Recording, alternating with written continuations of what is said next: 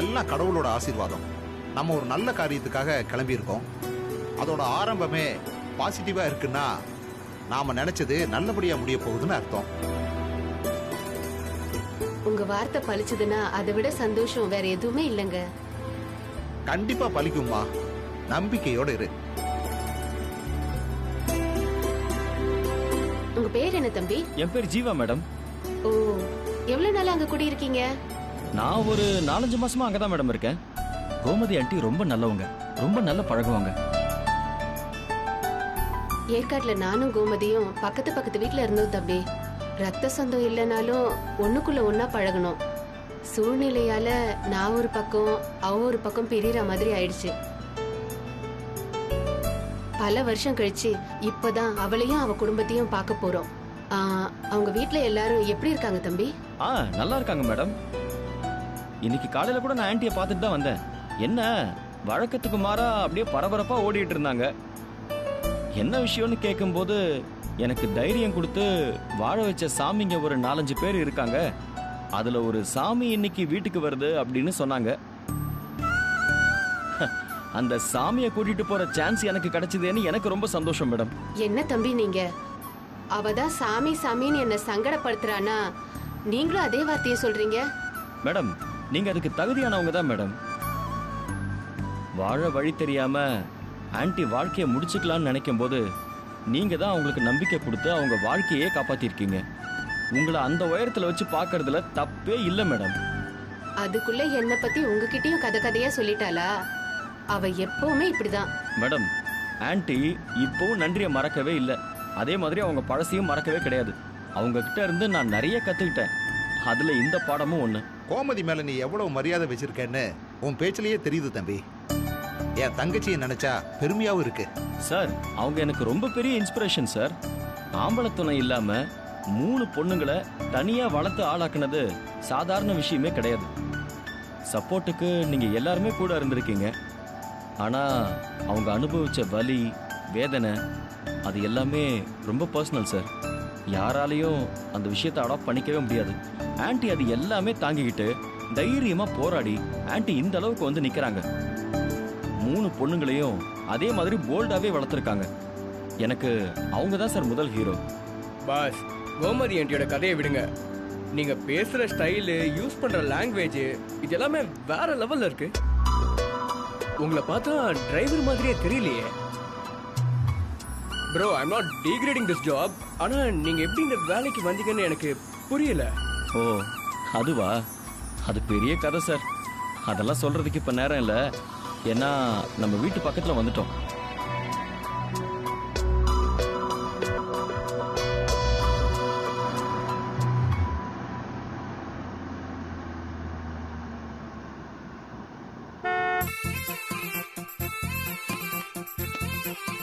மலரு, அவங்க வந்துட்டாங்க. வா.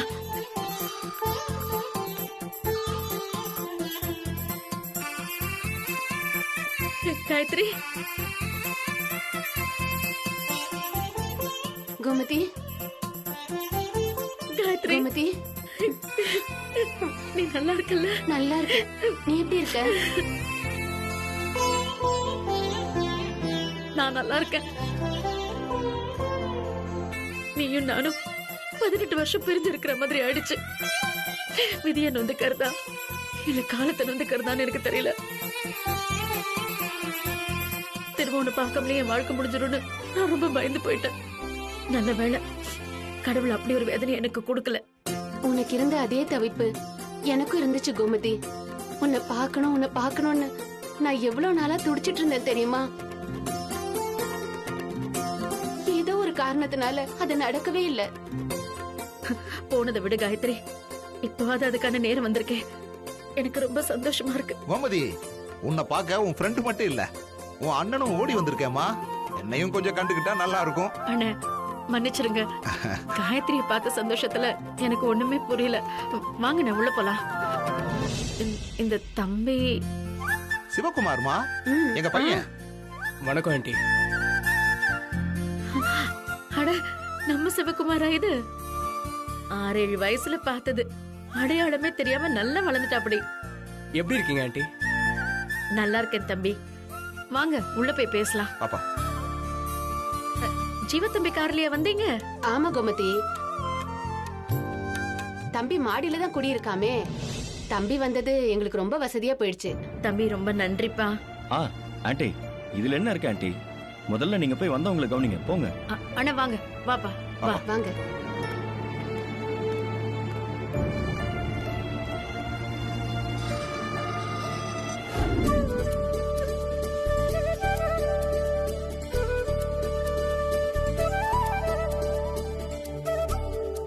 இத்தனை வருஷம் போயும் நீ அப்படியே இருக்க கோமதி, எதுவுமே மாறல. நீயும் அப்ப பார்த்த மாதிரியே தான் இருக்க காயத்ரி. உனக்கு இவ்வளவு பெரிய பையன் இருக்கான்னு சொன்னா யாருமே நம்ப மாட்டாங்க. அண்ணனுக்கு தான் கொஞ்சம் வயசான மாதிரி இருக்கு. உன் ஃப்ரெண்டு இளமையா இருக்கான்னு சொன்னதோட நிறுத்திக்க கூடாதாமா? என்ன வேற இதுல இழுக்கணுமா? வயசானத சொன்னாலே இவரால ஏத்துக்கவே முடியாது. இன்னும் இளம துள்ளுதுன்னு நினைப்பு இவருக்கு. அண்ணா, உங்க ஆஸ்துமா பிரச்சனை எல்லாம் எப்படி இருக்கு? இப்ப பரவாயில்லையா? அப்படி சொல்ல முடியாதுமா. அதோட வாழ பழகிட்டேன். குளிர்காலத்துல மருந்து சாப்பிட்டு சமாளிச்சுக்கிறமா. ஓ, எடுத்துக்கங்க. தம்பிக்கு கொடு.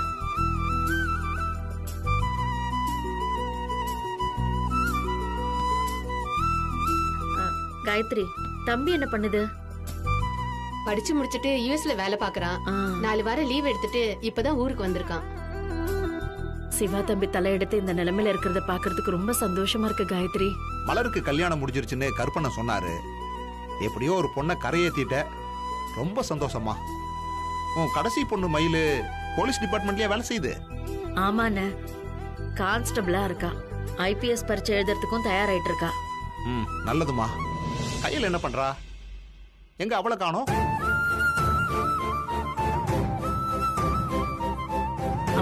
அவ திருப்பூர்ல ஒரு கம்பெனில வேலைக்கு போயிருக்கா. அங்கேயே தங்கிடுவா. மாசத்துல 2 நாள் வந்துட்டு போவா. அது எதுக்கு அப்படி ஒரு வேலைக்கு அனுப்பணும்? வீட்ல இருந்து போயிட்டு வர்ற மாதிரி இங்கேயே ஒரு வேலைக்கு அனுப்ப கூடாதா?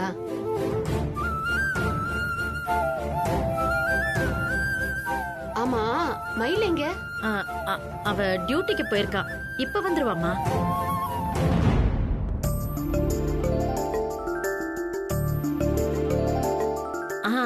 அத என் பொண்ணுக்கு 100 ஆயுசு வந்துட்டா பாருங்க. வா மயிலு, வா. வாங்க அத்தை, வாங்க மாமா. ஹாய். ஹாய். இவன் என் ஒரே பையன் சிவகுமார்மா. ஓ, உனக்கு ஞாபகம் இருக்கிறது கஷ்டம்தான். எல்லாரும் எப்படி இருக்கீங்க அத்தை? நல்லா இருக்கோமா. டியூட்டி முடிஞ்சு டயர்டா வந்திருப்ப. நீ போய் முகம் கழிட்டுவாமா, பொறுமையா பேசலாம். சரிங்க அத்தை.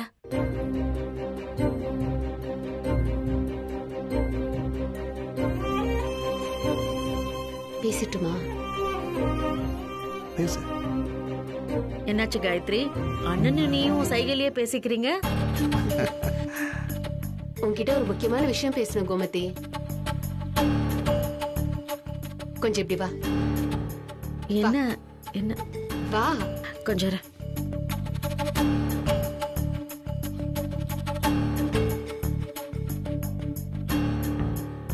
என்ன நீ ஏதோ ரகசியம் பேசுற மாதிரி கூட்டிட்டு வந்திருக்க? ரகசியம் என்னமா ரகசியம்? ஒரு பழைய கதையை உனக்கு ஞாபகப்படுத்தலாம் தான் கூட்டிட்டு வந்தேன். பழைய கதையா? ஆமா, உனக்கு ஞாபகம் இருக்கும்னு நினைக்கிறேன் கோமதி. நம்ம உறவு வெறும் நட்பா மட்டும் முடிஞ்சிடக்கூடாது, சொந்தமாவும் மாறணும்னு நாம ஆசைப்பட்டோம். அதுக்காக என் பையனுக்கு உன் கடைசி பொண்ணை கட்டி வச்சிடலான்னு அப்பவே பேசிக்கிட்டோம்ல. அந்த முடிவுல இருந்து நான் மாறல, நீயும் மாறி இருக்க மாட்டேன்னு நான் நம்புறேன். ஏன் அமைதியா இருக்க கோமதி? இது ஒண்ணு கட்டாயம் இல்ல. உன் மனசுல இருக்கிறத சங்கடப்படாம வெளிப்படையா சொல்லு. இப்படி ஒரு இடம் அமையறதுக்கு என் பொண்ணு ரொம்ப கொடுத்து வச்சிருக்கணும் காயத்ரி. ஆனா இதுல என்னோட சம்மதத்தை விட மயிலோட சம்மதம் தான் ரொம்ப முக்கியம்னு நான் நினைக்கிறேன். நம்ம காலம் மாதிரி இப்ப இல்ல, நிறைய மாறி போயிடுச்சு. பிள்ளைங்களும் அதுக்கேத்த மாதிரி மாறிட்டாங்க. அவங்க விருப்பத்துக்கு ஏத்த மாதிரி வாழ்க்கையை அமைச்சுக்கணும்னு ஆசைப்படுறாங்க. அதுல தப்பு ஒண்ணும் இல்ல கோமதி.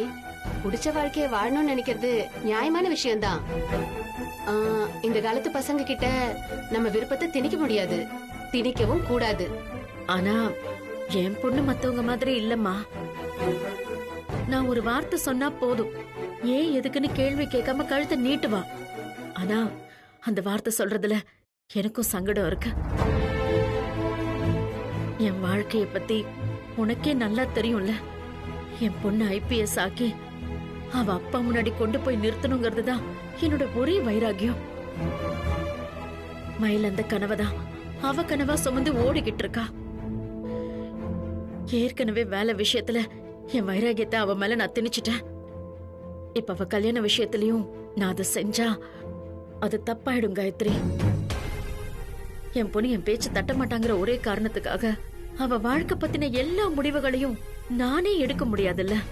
எனக்கு புரியுது கோமதி, நீ அவளை ஒன்னும் வற்புறுத்த வேண்டாம். இப்படி ஒரு விஷயம் இருக்கு, உன் முடிவு என்னன்னு கேளு. அவளுக்கு பிடிச்சிருந்தா நம்ம மேல பேசலாம். அத பத்தி கூட இப்ப பேசுறது சரியா இருக்கும்னு எனக்கு தோணல. ஏன்னா IPS பரீட்சையில பாஸ் ஆகி அவ ஆபீசர் ஆகிறதுக்கு எப்படியும் 1 வருஷத்துக்கு மேல ஆயிடும். அதுக்கப்புறம் தான் உன் கல்யாணத்தை பத்தி யோசிப்பேன்னு நான் தான் அவகிட்ட சொன்னேன். இப்போ நானே போய் அதை மீறது நல்லா இருக்காதுல்ல. நீ இப்படி ரொம்பவும் போட்டு குழப்பிக்காத, சரியா? இப்போ உடனே கல்யாணத்தை முடிக்கணும்னு நான் சொல்லவே இல்லையே. ஒரு சம்பிரதாயத்துக்கு மயில நாங்க பாத்துடுறோம். அவளுக்கு என் பையனை பிடிச்சிருக்கான்னு கேட்டு பாரு. பிடிச்சிருந்தா ரொம்ப சந்தோஷம். ஒரு பேச்சுக்கு பேசி முடிச்சிருவோம். அதுக்கப்புறம் அவ வைராகியத்துல ஜெயிக்க 1 வருஷமோ இல்ல 2 வருஷமோ எவ்வளவு நாள் ஆனாலும் சரி, நாங்க காத்துக்கிட்டு இருப்போம். இல்லனா நாம இதே மாதிரி ஃப்ரெண்ட்ஸாவே இருப்போம். என்ன சொல்ற?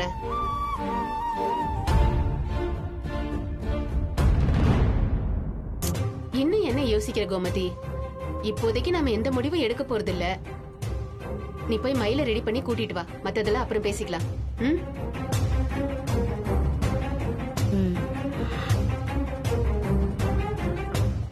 நான் இப்ப பேசின எதையும் நீ தப்பா எடுத்துக்கல. இதுல தப்பா எடுத்துக்கிறதுக்கு என்ன இருக்கு கோமதி? இந்த மாதிரி விஷயத்துல பூசி முழுகிறது தான் தப்பாயிடும். வெளிப்படையா எல்லாத்தையும் பேசிட்டா எந்த சங்கடமும் வருத்தமும் இருக்காதுல்ல. வா போலாம். வா.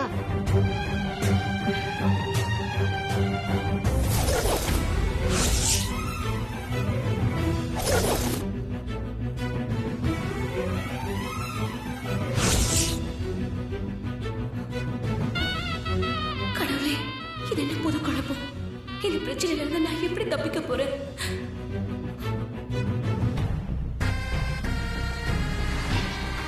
Bro, hi bro. சொல்லுங்க சார், ஏதாவது வேணுமா? ப்ரோ, நான் பாஸ்ல இருந்து ப்ரோக்கு மாறிட்டேன்.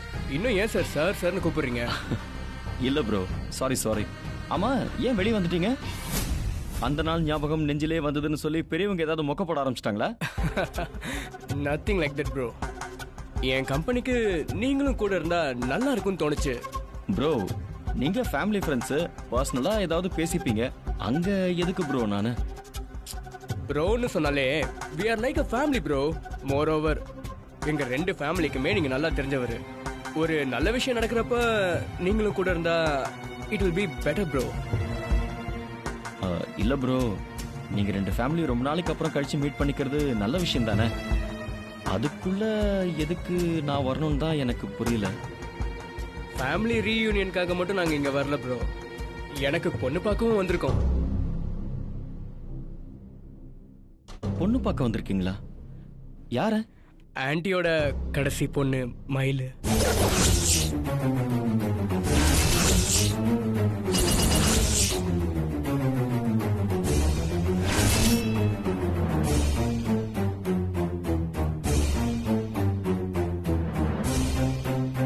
Bro, hello bro. ப்ரோ, என்னாச்சு? அப்படியே ஃப்ரீஸ் ஆயிட்டீங்க. மயில நீங்க ஒன் சைடா லவ் பண்றீங்களா? ப்ரோ, அந்த மாதிரி எல்லாம் எதுவுமே இல்ல. அவங்க IPS ஆகணுங்கிற அந்த எய்ம்ல இருக்காங்க. அவங்க எப்படி bro? Bro, I'm just kidding bro. அத போய் சீரியஸா எடுத்துட்டு பேசுறீங்க? ஆக்சுவலா நாங்க பொண்ணு பார்க்க தான் வரோன்றது யாருக்குமே தெரியாது. It's a surprise. ஓ இப்படி ஃபார்மலா பொண்ணு பார்க்க வர்றது எனக்கு இதான் ஃபர்ஸ்ட் டைம். ஸோ ஒரு மாதிரி டெலிகேட்டடா இருக்கு. இன்னைக்குன்னு பார்த்து என் ஃப்ரெண்ட்ஸுங்க கூட வர முடியல. நாங்க அந்த டென்ஷன்ல இருந்தப்ப தான் நீங்க எங்களை பிக்கப் பண்ண வந்தீங்க. என்னன்னு தெரியல, நீங்க பேசுனதை பார்த்த உடனே ஒரு ஃப்ரெண்ட் ஃபீலிங் வந்துருச்சு. நான் அந்த உரிமையில தான் கூப்பிடுறேன். நான் பொண்ணு பார்க்கும்போது நீங்க தான் என் கூட இருக்கணும். என்ன சொல்றீங்க? ப்ரோ இல்ல ப்ரோ, நான் எதுக்கு ப்ரோ உள்ள வந்துக்கிட்டேன்? அதெல்லாம் சொல்லக்கூடாது.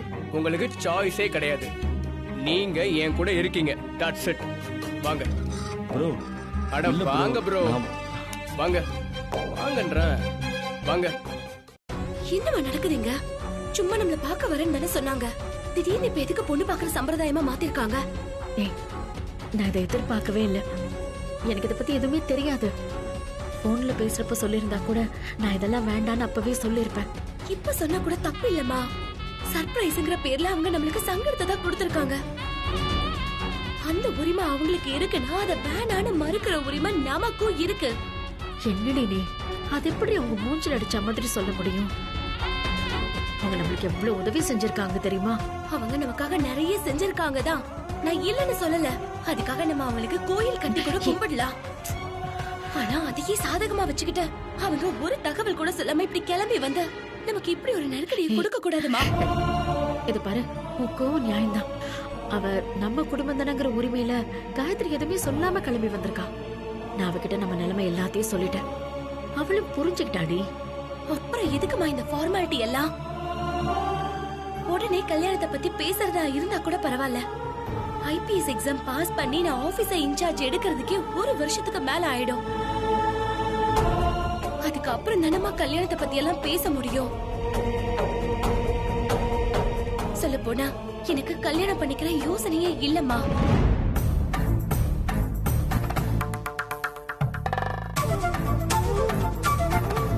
என் வேலைய பாத்துக்கிட்டு கடைசி வரைக்கும் நான் உன் கூடவே இருந்துட போறேன். அந்த மாதிரி எல்லாம் பேசாத மயிலு. ஐபிஎஸ் முடிச்சிட்டு நீ ஆபீசர் ஆன உடனே கண்டிப்பா உன் கல்யாணத்தை முடிச்சிடணும். அதுல எல்லாம் எந்த மாற்றமும் இல்ல. ஆனா அதுக்கு 1 வருஷமாவது ஆகும்னு நான் காயத்ரி கிட்ட ஏற்கனவே சொல்லிட்டேம்மா. அவளும் கல்யாணம் இப்பவே நடக்கணும்னு பிடிவாதமா இல்ல. இவ்வளவு தூரம் வந்ததுக்கு சம்பிரதாயத்தையாவது முடிச்சிடலான்னு நினைக்கிறா. அதெல்லாம் முடியாதுன்னு நான் அவகிட்ட மூஞ்சல் அடிச்ச மாதிரி சொல்ல முடியாதுமா. அது நல்லா இருக்காதே. இப்ப என்ன என்னதாம்மா பண்ண சொல்ற?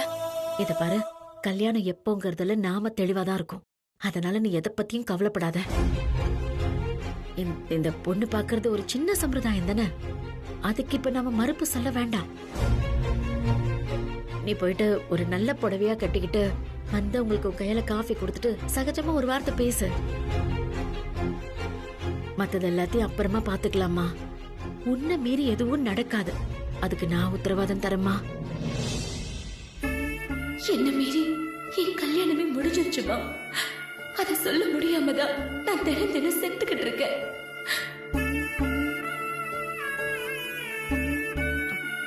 மயிலு, மயிலு, என்ன எதுவுமே சொல்லாம இப்படியே நின்னுட்டு இருந்தா எப்படிமா? இத பாரு, இந்த கல்யாணம் நடக்கணுமா வேண்டாமாங்கிறதெல்லாம் அப்புறம். சம்பிரதாயத்துக்கு பொண்ணு பாக்குறோம்னு சொல்றாங்கல்ல, அது நடந்தே ஆகணுமா? இத பாரு, என் வார்த்தைக்கு மதிப்பு கொடுத்து நான் சொல்றத மட்டும் செய். இல்லனா நீயும் கையில மாதிரி போயிட்டானே நினைச்சுக்கிறேன். ஏமா இப்படி எல்லாம் கேக்குற?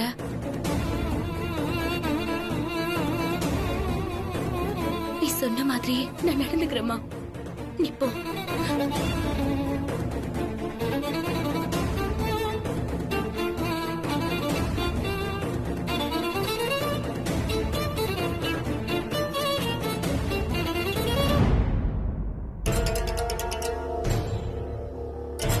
மயிலு புடவை மாத்திட்டா. காப்பி எடுத்துக்கிட்டு இப்ப வந்துருவாமா? பொறுமையாவே வரட்டும் கோமதி, ஒன்னும் அவசரம் இல்ல. ஆண்டி, எனக்கு ஒரு கம்பெனி வேணும் தான் ஜீவா ப்ரோவை உள்ள கூட்டிட்டு வந்தேன். உங்களுக்கு ஒன்றும் பிரச்சனை இல்லைல்ல? இல்லப்பா, ஜீவா தம்பி எங்க குடும்பத்துல ஒருத்தர் தான். அவர் இருக்கிறதுல எங்களுக்கு சந்தோஷம்தான். கேட்டிங்களா ப்ரோ? கொஞ்ச நேரத்துக்கு டென்ஷன் இல்லாம ரிலாக்ஸ்டா இருங்க.